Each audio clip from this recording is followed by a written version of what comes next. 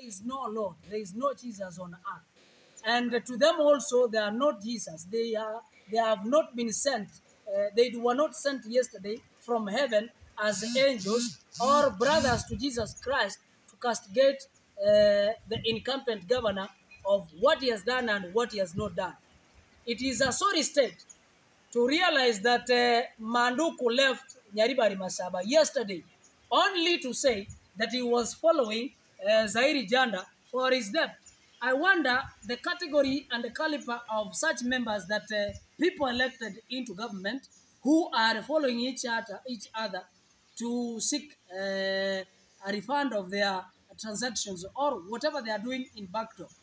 And also, I want to say that yesterday, the Member of Parliament, Kitutu Chache South, Honorable Kibagen, it should go on record that he was called by the county commissioner to discuss, to assure the government of the day that the meeting which was being conducted at Monarch will not be disrupted by him. And the Member of Parliament assured the county commissioner that he didn't have any interest because that was a different party affair and he was not involved. I now call upon all our members of parliament who attended yesterday's meeting at Monarch to come back to their conscience and tell us and tell the people of Kisii whether they have really achieved what they were elected for. And if they were elected to start early campaigns, because I'm thinking within my simple, foolish knowledge that Manduku is trying to popularize himself and to actually move from ODM to UDA so that he can vie for the position of the governor or become the deputy governor, because there was no reason for him to attend such a meeting from Nyaribari Masaba. And there was no reason we could not have all the members of parliament present at Monarch to discuss the issues of Omogusi. And to that effect, I'll want to say that the whole meeting was a sham. It was ill-intentioned to point fingers to individuals and to prepare a platform for 2022.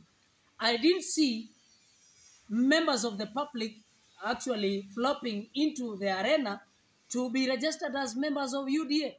And that tells you that indeed the meeting was well planned only to organize on how to bring people to power in form of county government positions in 2027. And so I'm asking all our members, the members of parliament, that indeed if you wanted to have a platform to organize for the political positions in 2022, you could have called all the members of parliament, all the MCAs and former MCAs to discuss this agenda. Otherwise, I want to thank everybody and every one of us for being with us and in this cause. And I have said in many times that indeed our critique should be positive. I don't critique Governor Simpa. And I can tell you that in the 9 months I have been in these issues, you have been giving me these opportunities. I can attest that Simba has done now one or two. One of which he has done are the bursaries, which we didn't have the last previous government and which were cancelled. And two, there are a number of roads which are being done. I can attest and I'll give the copies which they have forwarded to me. And that does not mean that I have become or I'm supporting Simba authoritatively. I'm asking Simba that you have known now that the war has started.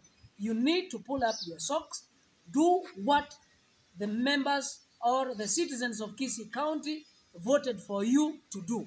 Ensure that you outsmart these people.